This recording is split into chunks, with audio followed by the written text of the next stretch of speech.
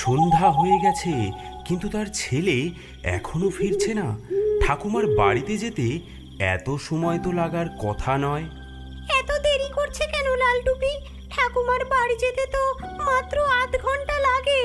ছেলেটার নিশ্চয়ই বনে কোথাও লাফালাফি করতে গিয়ে পথ ভুলে গেছে। কি গো নীলা, চিন্তা করছো কেন? লালটুপি ফেরেনি? না গো দিদি, এখনো ফেরেনি।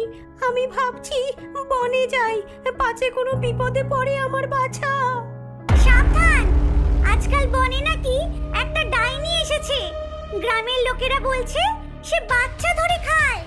হ্যাঁ, কি বললে? ডাইনি? হায় হায় হায়, আমার ছেলে! আমি এখনই যাচ্ছি বনে। আমিও তোমার সাথে যাব।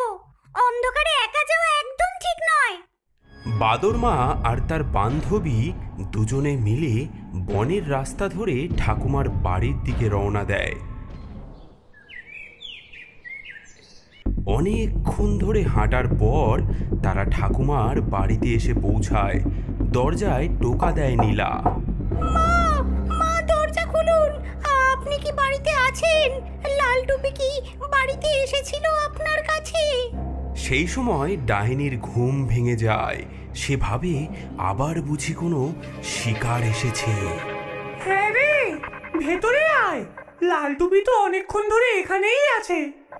এর গলাটা শুনছি কেমন অদ্ভুত। ঠাকুমার গলার সঙ্গে মিলছে না। হ্যাঁ, গলাটা সত্যি অদ্ভুত। আচ্ছা মা, আমরা আসছি, একটু দাঁড়ান। আগে ভিতরে যাওয়ার দরকার নেই।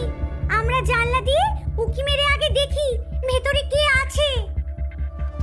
হ্যাঁ, ওরে বাবা, এ তো আমার মা নয়। ও ডাইনি, ও ডাইনি! ও আমার বাচ্চাকে খেয়ে ফেলেছে নিশ্চয়ই। নীলা আর পলা বুঝতে পারে যে তাদের সামনে রয়েছে বড় বিপদ। ডাইনি নিশ্চয়ই লালটুপি আর তার ঠাকুমাকে খেয়ে ফেলেছে। নীলা প্রতিশোধ নেওয়ার জন্য মনস্থির করে। দিদি, তোমাকে দিয়েছিলাম না সেই লাল শিশিটা, সেটা বার করো দেখি। আর আর আমার ব্যাগের মধ্যে লুচি তরকারি আছে, ওগুলোও বের করো। হ্যাঁ, তোমার খিদে পেয়েছে এখন? আমরা বিপদে আছি। হ্যাঁ, আমি জানি, কিন্তু এমনকি বাঘকে ধরার জন্য ফাঁদ পাততে হয় খাবারের লোভ দেখিয়ে। আমরা তো ডাইনিকে ধরার জন্য ফাঁদ পাচ্ছি। বাদর মা জাদুর ধুলো ছিটিয়ে দেয় খাবারে।